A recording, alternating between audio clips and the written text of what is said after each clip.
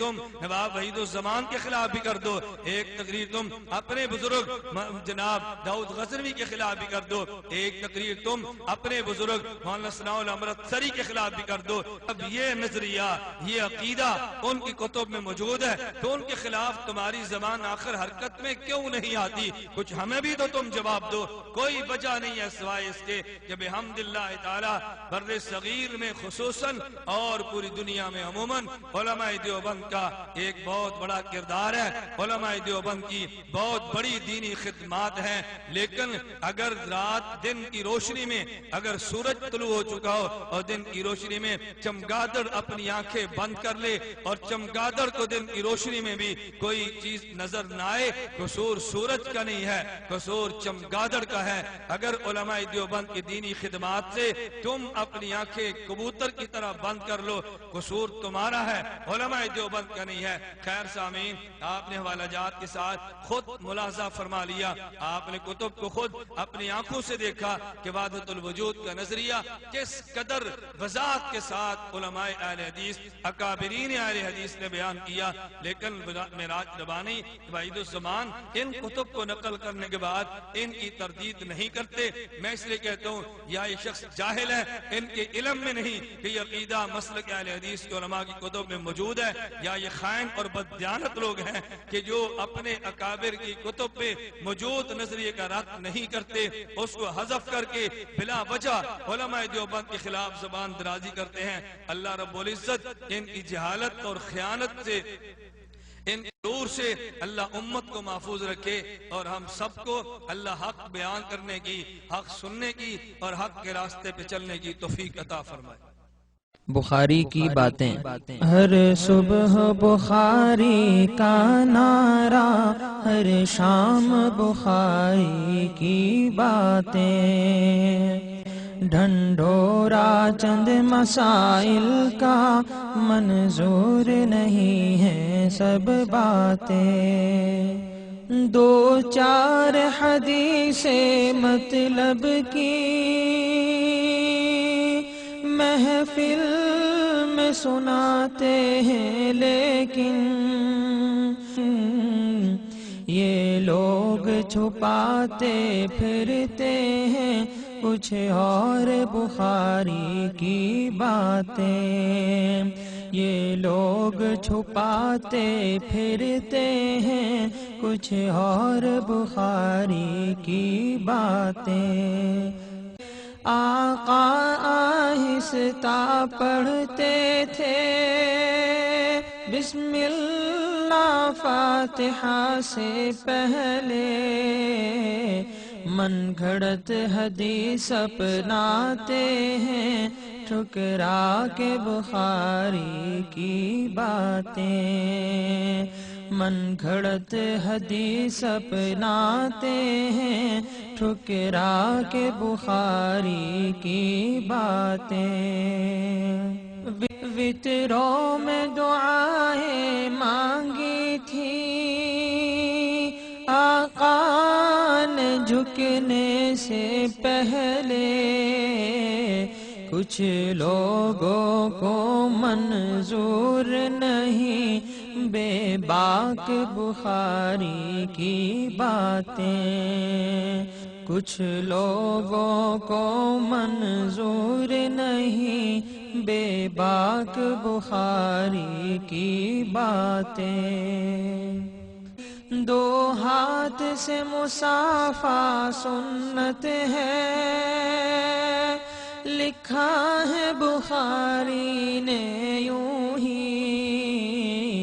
ہر محفل میں رد کرتے ہیں احباب بخاری کی باتیں، ہر محفل میں رد کرتے ہیں احباب بخاری کی باتیں۔ عثمان کی ادا پہ بخاری نے لکھا ہے عمل سب امت کا،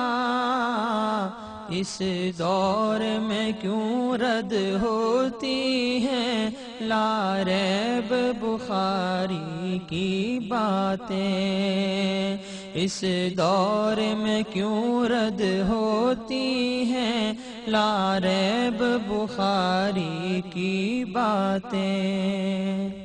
عربی کے بجائے اردو میں جو خطبہ جمعہ دیتے ہیں وہ لائے حدیث پیغمبر جو کرتے ہیں بخاری کی باتیں، وہ لائے حدیث پیغمبر جو کرتے ہیں بخاری کی باتیں۔ یاروں نے کوشش کی باہم تحریف بخاری کی لیکن ناکام ہوئے ناشاد ہوئے، باقی ہے بخاری کی باتیں۔ ناکام ہوئے ناشاد ہوئے، باقی ہے بخاری کی باتیں۔ اقوال صحابہ ٹھکرا کر تنقید کا مورد ٹھہرائیں، یہ زیب انہیں دیتا ہے جو کرتے ہیں بخاری کی باتیں، یہ زیب انہیں دیتا ہے جو کرتے ہیں بخاری کی باتیں۔ اقوال صحابہ ٹھکرا کر تنقید کا مورد ٹھہرائیں، یہ زیب انہیں دیتا ہے جو کرتے ہیں بخاری کی باتیں، یہ زیب انہیں دیتا ہے جو کرتے ہیں بخاری کی باتیں۔ بسم اللہ الرحمن الرحیم۔